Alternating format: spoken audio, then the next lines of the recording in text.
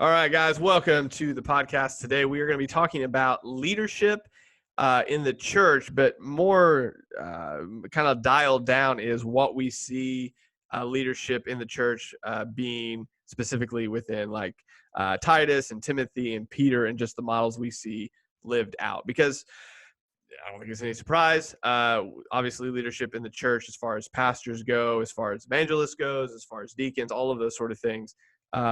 Some churches do it really, really well in executing what the word says, and then some have a bit more of difficulty with that.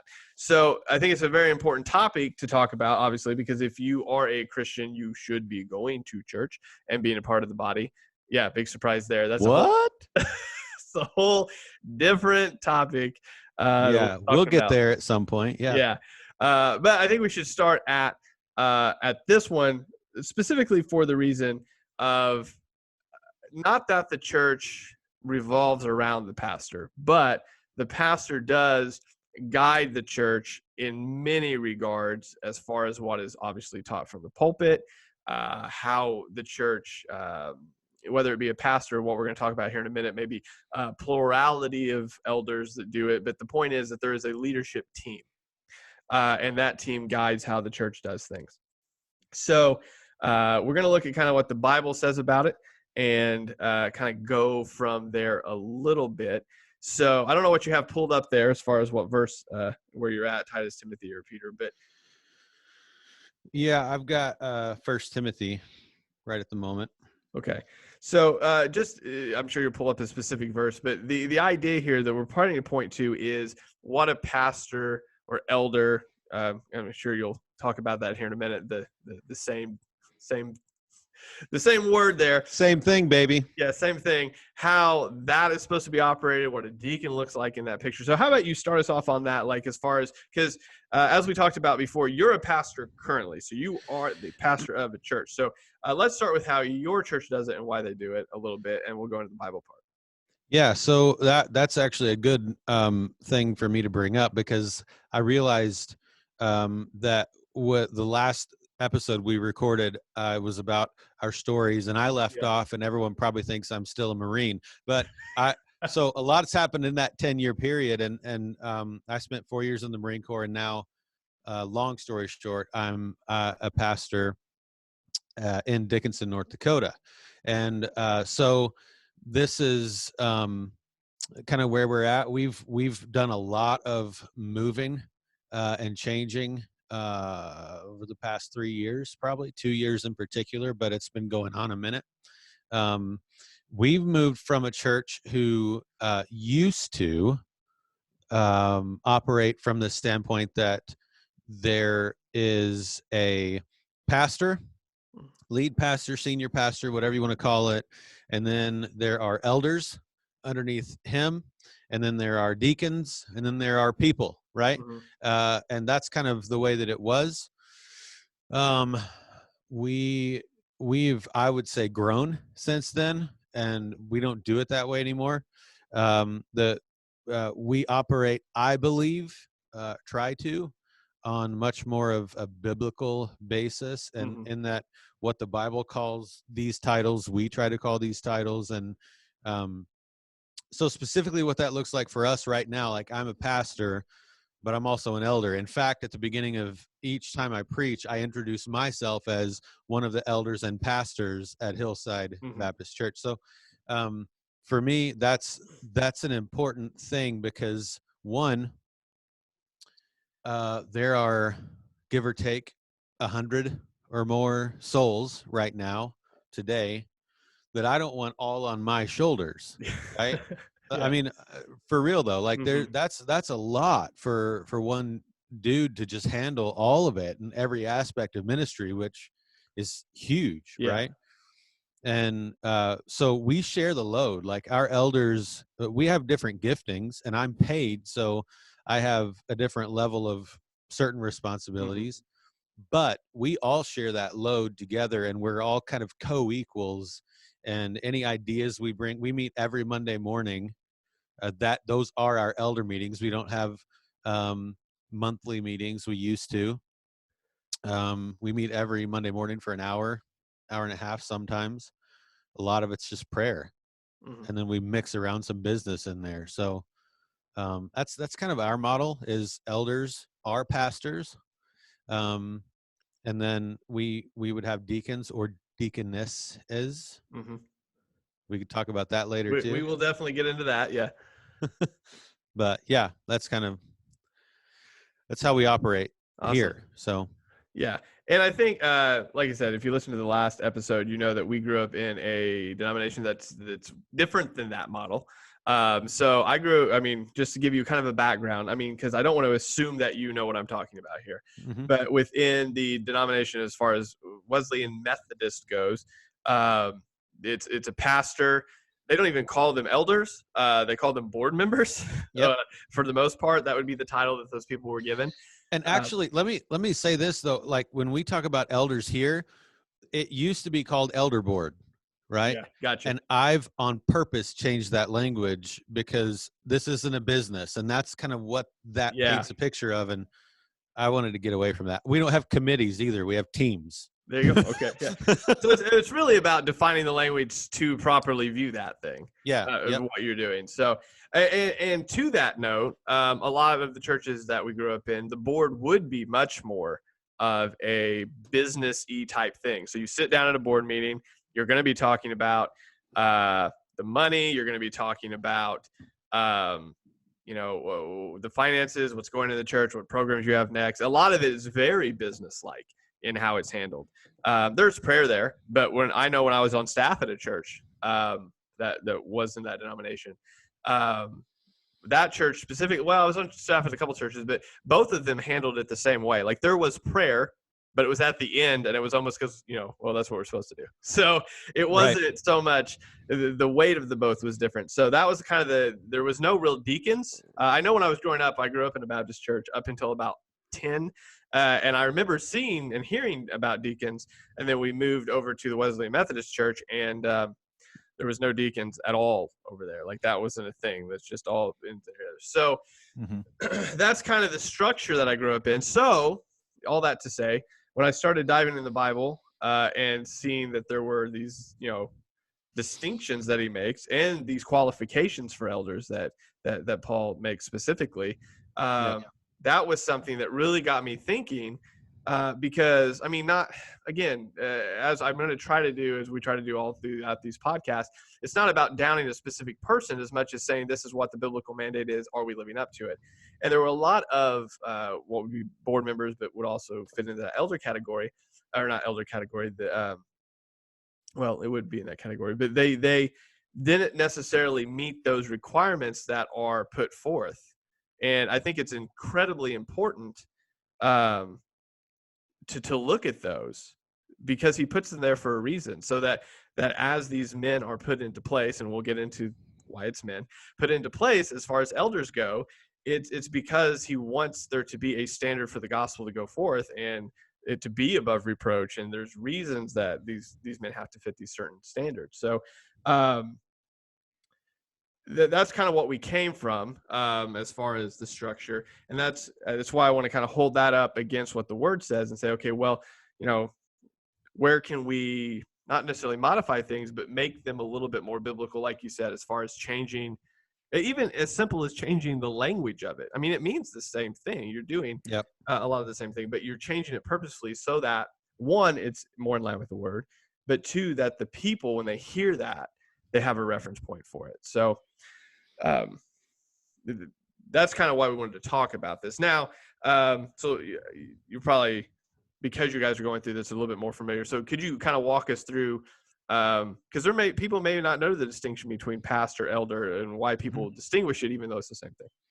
Yeah. So I actually don't know the history behind it. I know that like all throughout growing up, right? I think part of it's because we're in America, Mm-hmm. right? And everything here is American dream, business, that kind of thing, right? So it's I think the church to a degree, and we'll talk about this on week 4, I believe, in Mm-hmm. this podcast. We have all these additional ministries. We have Yeah. everything is set up like a business, right? And so I think we kind of have to get away from that if we want to be biblical. Hmm. Not that there isn't business to take care of, right? But we're the family of God who has some business to take care of, not a business Yeah. who comes together to worship sometimes, right? Yeah. No. And I Yeah. think we can make that mistake some if the language isn't correct. And I think too, some to do with language is, first of all, language is way more important, I think, than we give it credit for sometimes Hmm. in the church world. We call uh, like our Sunday service, we'll talk about this, isn't a service for us. It's a gathering. Like, we change our language on purpose. Some of it is your context, Hmm. right? So some people can call it a Sunday service and it works for them.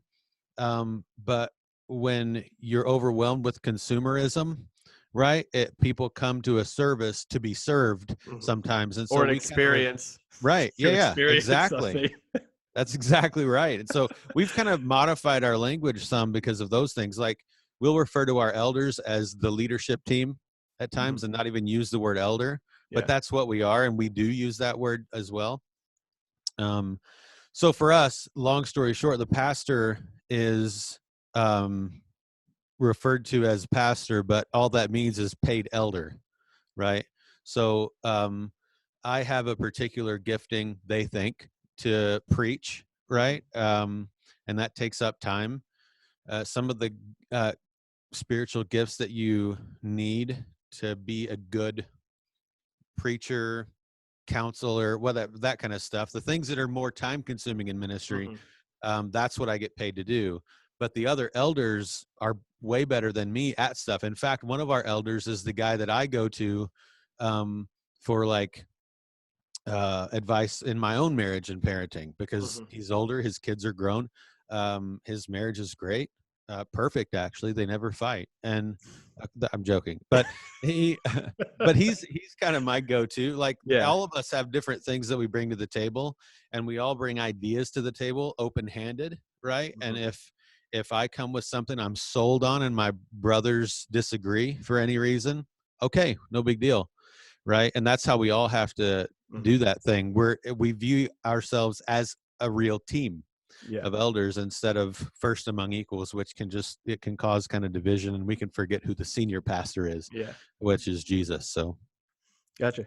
So, I mean, and even what you were talking about there, as far as going to the other, I mean, that's biblical too, as far as older men teaching younger men and older women teaching younger. I yeah, mean, it all goes back to that, and having that built into your community, your body of believers there. So, now, as far as I'd like to pick your brain a little bit about this because I know other churches do it as well. I'd be interested to kind of see your guys' take on it. But just overall, I know of churches that, for example, that will put elders up for like review, for example. So they've already, the leadership has said, hey, we don't see anything in this man's life that would disqualify him from being an elder. But at church, here's the passages, for example, in 1 Timothy 3 that say the qualifications for an elder, and this is what they are. If you know that he doesn't fit one of these things, let us know. And then they go through that, and I say that that's incredibly important. Obviously not a necessity in a church, but I would say it's important because, as we've talked about before, I've went and guest spoke at a church before that was without a pastor, and they literally had a sign up sheet. um, they literally had a sign up sheet in the background or in the vestibule that said, hey, if you want to be on our elder team, go sign up on that sheet. And it wasn't like hey, these men are qualified, or in this particular church these women are qualified. It was, hey, anybody that wants to sign up, please go do that, because we're really desperate hmm we're desperate. We're super literally anybody can sign this sheet and we'll put you on this decision making team for the church. And completely overlooking in many regards like the qualifications there that Paul puts forth. So yeah, yeah. So for us, a couple of things. One, when we're selecting elders, there's this sounds really cliche, but it's important. There's a lot of prayer involved, mhm, and fasting, even, right, among us. And we see, so we've actually just beginning of November, the church affirmed, not voted necessarily, but mhm, affirmed that we just brought on 2 elders for the coming year. One of which has been an elder for a long time, in many different times. But how we function, and this isn't biblical or unbiblical, it's just how we function. Mm-hmm. But you're an elder for 3-year terms, right? And you can serve 2 terms, so 6 years, and then you have to take a break for a year at least, Mm-hmm. right? So it just kind of gives, no matter how wonderful or terrible it might have been in that year, in that period, gives them a break, gives them a time to reassess, where they're at.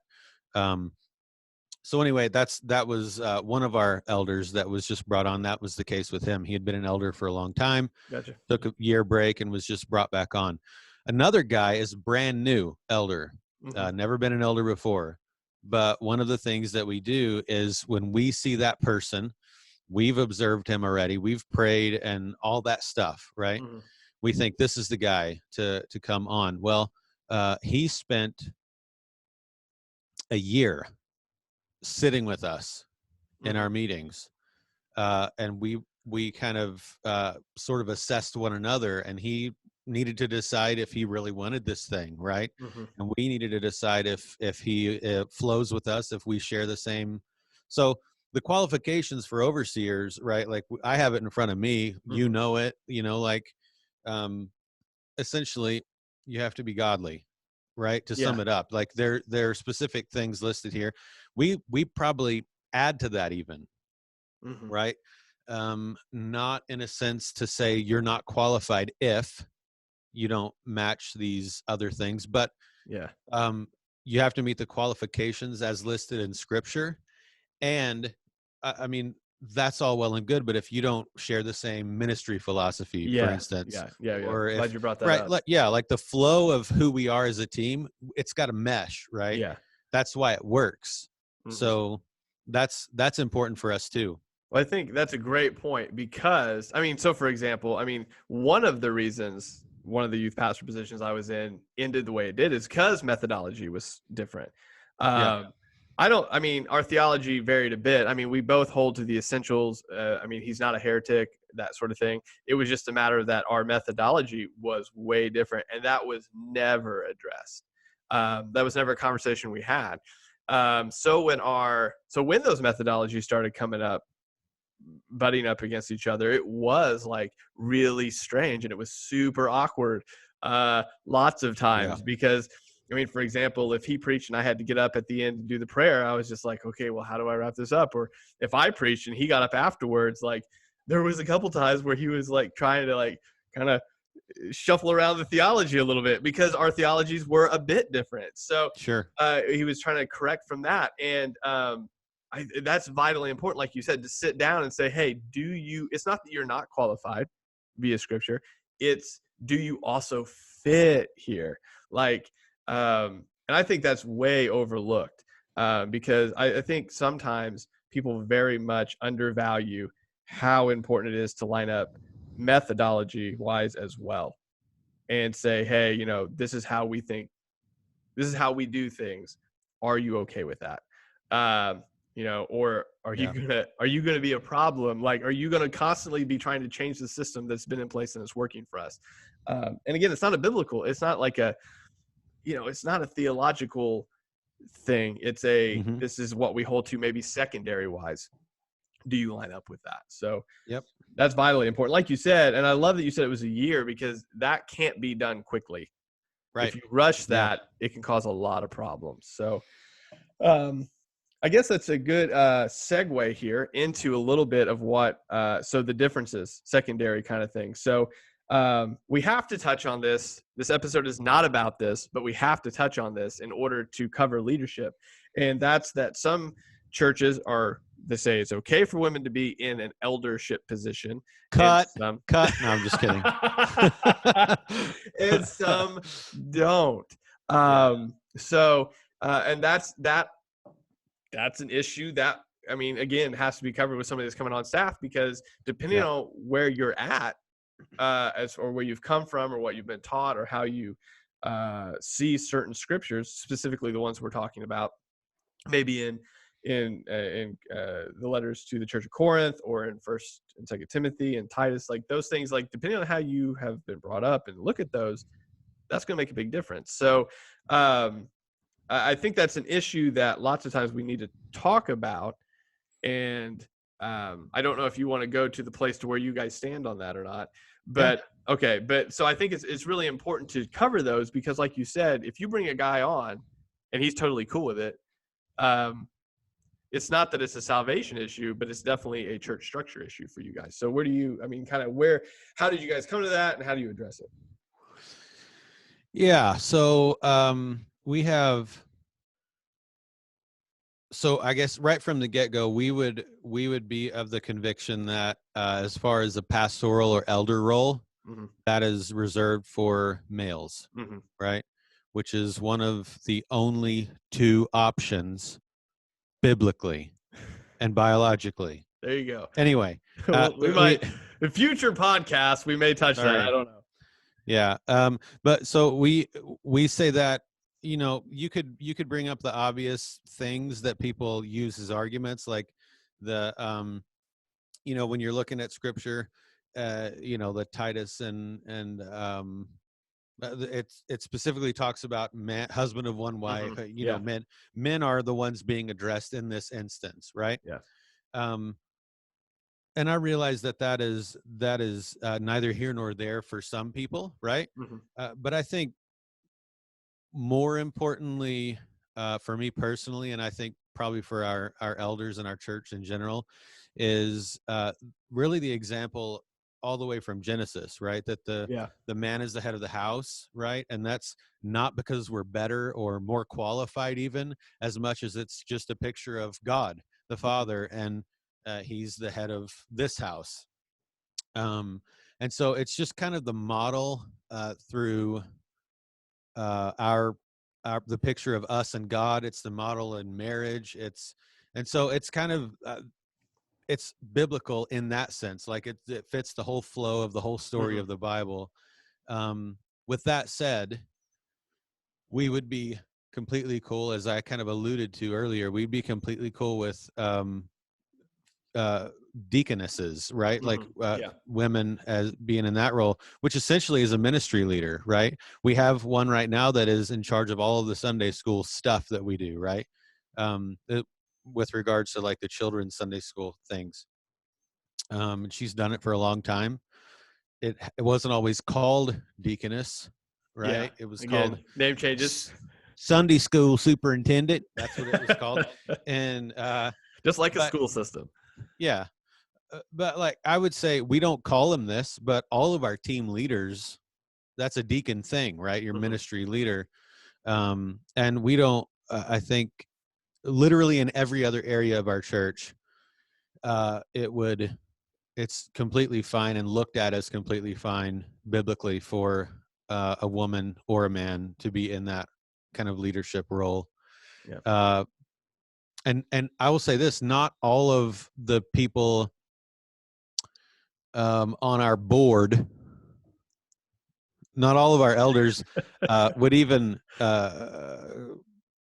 not all of them, this isn't a hill to die on for every one of them, right? Yeah. It's not. So we generally agree. It's not something that anyone is going, how dare you, right? And it's also not something that that anyone who is more complementarian is going to say, no, you're in sin if your wife leads devotions at home for you and your kids. You know what I mean? Like, it's not a hill to die on, but we just kind of see it as like, seems like the theme that we see throughout all of Scripture. So, yeah. So, I mean, I think it's very important, like you said there. So obviously it's a secondary issue, but it's an issue that like you have to address when you're talking about leadership, especially within the church. So I think oftentimes this is a very sided issue. So it's either a yes with a pitchfork and a knife, or a no with a pitchfork and a knife, where I think, especially when we're talking about it, just briefly here, I want to bring up, like, it's not like complementarians don't believe that women don't have a role or aren't important. In fact, I mean, every complementarian I've ever known has said, you know, women are incredibly important to the body in every regard, and are gifted very much so for evangelism and discipleship and doing the things that we see in Scripture that every Christian's supposed to do.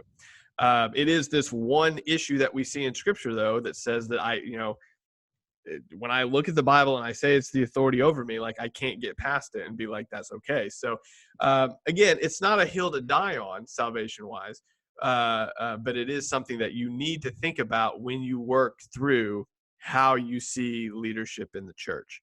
Yeah, you need to at least all agree that it's secondary, so we can love one another anyway, right? Yeah. So it's super important to, and again, I think sometimes there may be people also listening and go, I don't think it's that important. And I would also push back on that and say, well, it's not the most important thing, but it's something you need to at least look into and have a decided idea yourself on, or in the process of researching, because I guarantee you, especially if you're in ministry, it is going to come up. And you don't want to get to that conversation and be like, I don't know. Like you need to at least looked into it. So on that, so we can move on a little bit from that subject to things that'll be far less divisive. So also within the church, we see other things mentioned. So obviously there's pastors, elders, deacons, and that's how that's all set up. But also we see evangelists and things like that of that nature. How do you guys see those all playing into? Because I mean, we've had this discussion before, and we can talk a little bit about it here. But as far as evangelist and what their role is and how that really looks, opposed to how we've used it before, maybe. Yeah. So first, that gifting. Yeah. So that's where I was actually going to go. Maybe we should define first what we mean when we say evangelist, like what we used to use it as. And you can correct me if I'm wrong. I don't think I am. We were at the same place, right? But but it really used to be we would call an evangelist to come and preach essentially for a week or less, 3-4 days extra, right? We it was always a Sunday morning, night, and Wednesday church anyway. So you either fit it in on Monday, Tuesday, or Thursday, Friday, Saturday. Yeah. So and they would come and preach a revival. That's how you had to say it too. Revival. Yeah, revival. We're gonna do some rebuking. Yeah. And so that was the role of an evangelist, right? As far as I knew and was concerned with growing up, that's what it meant. It was a guy who traveled around from church to church and preached in, a week at a time, give or take. And just to point this out, if you happen to go to that church and hear that evangelist, and then next week, for whatever reason, go to another church that evangelist was also preaching at, what was the percentage of likelihood you probably were going to hear the same sermons? Yeah, well, that's why he was really awesome, right? Because he preached the same thing. Yeah, man. I mean, that's when you have, and I don't want to make too much fun because I get like it's but yeah, you're right. Like these are guys that were amazing at what they did, right? And it was easy as a church kid to hear them speak. I remember even the guys that would come to like our summer camps, right, to family camp or whatever. They would come and they would preach, and it was like, man, like that guy. I don't even know the words he was using. His notes. Yeah, right. He was amazing, right? Like I'm 12 and I just want to preach right now, But well, I mean, he has 10 sermons to manage, right? So he's gotten really good at all of them. But that's not what is the real definition of evangelism, of like, having that gift, the gift of evangelism.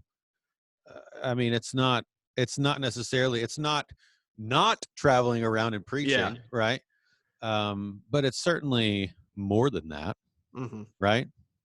Well, I think it goes beyond, and that was a distinction too that I mean, I've heard people make before.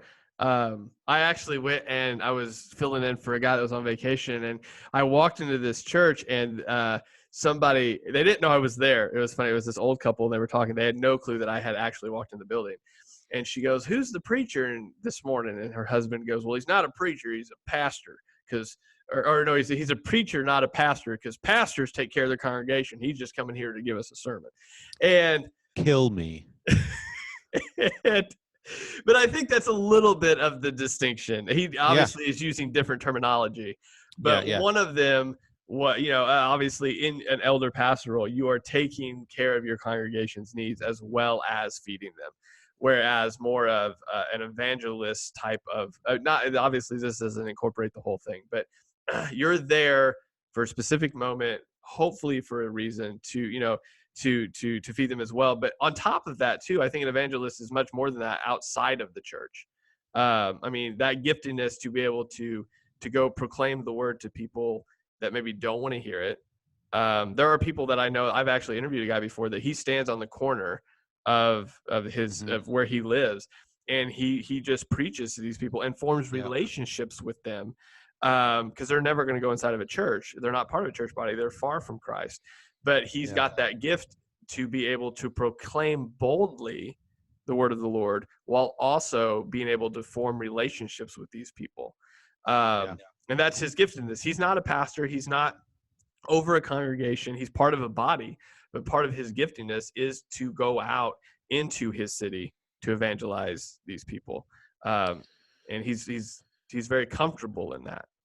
Yeah, I think a distinction that I would make is that an evangelist biblically for me would be somebody that simply has the gift of evangelism, right? And to a degree, there isn't a person who can claim the name of Christ and say, "I'm not an evangelist," right? That's part of it. All of us must be on mission. The church itself together is collectively an evangelist, right? For the cause of Christ. But the pastor, I'm a pastor here, and we I tell them all the time that I am that we I'll use we even from the pulpit, not I, but we, the elders, biblically our job is to equip you for ministry, right? Like it's much more powerful for me to equip and send out 100 missionaries than it is for all these people to remain children in the faith and come and expect to be fed by me week after week or whatever, and then me go out and try to evangelize while they just go to work and forget they went to church. Right? That's not the model in scripture. So for me, like when I think about evangelism, I think, to some degree, each sermon that's preached from our pulpit is going to be gospel, right? So if you're there and you aren't a Christian, or you're there and you're very baby Christian, or maybe don't even understand the gospel completely, you're going to get that. You're going to hear it. But the vast majority of evangelism, like, it's totally the complete opposite of what we grew up around. So we haven't had a person come here since I've been a part of Hillside, even as a member, that has come here and preached a series of whatever, and we've called them an event. Like, that just isn't a thing. So I would, coming from this context where we're at, like, there are a few people I've run across that I think have the gift of evangelism. None of them are preachers necessarily. They're just the people who it's incredibly natural for them to walk up and go, "Hey, let me tell you about," and then they'll just go for it. Yeah, it's that gift that they have. Yeah. So, good deal. So that is basically the summation here. Obviously, we would encourage you more than anything to go to, the scriptures we've referenced as far as in Timothy and Titus and Peter and all of those sorts of things, and reference those. But hopefully this has been a little bit of a clearer picture for you on what leadership looks like. Obviously, that's going to be different. As far as methodology is going to be different, secondary issues are going to be different. All of that's going to look a little bit different probably in your context. But what we have to look at is, does this line up with scripture? The most important things obviously being, are our elders qualified as pertain to scripture? And as you said, kind of on the top of that, do they line up with us on secondary issues, or, Yeah. are okay with not, to falling. I don't know if falling in line would be the proper term, but being okay with this is how we operate. Yeah. Do we share the same vision? Yeah, share the You same know? Yeah. vision for what's going on. And I think the best thing that I took away from this, as far as what you guys do, is letting it be okay that it's going to take a while for that to happen. Like that, sitting down for that year with that new elder and saying, okay, this is where we're at. Are you cool with that? And just, going back and forth and assessing, like you said, one another. This isn't a one-way process where you say, okay, are you qualified to come on the team? He's also looking and saying, is this the team I want to be on? Yep. Do I line up? So hopefully that was helpful to you. Maybe you've never even looked at biblical leadership before, and that was, this is the first time you're looking at it. But I would encourage you always to go back to the Word and say, okay, what does the Word say? Does the church I attend fall into these categories nicely, or are there some things that maybe aren't in line at all? And I think the biggest thing is, like you said, the pastor, elders, deacons, that whole line up there. How close are we scripturally to that? And again, this isn't a, hey, go question your my alarm. Don't question your church on everything. But as much as just saying, maybe coming up and saying, hey, pastor, whoever, where do we fall in line with this? And why do we do it that way? So.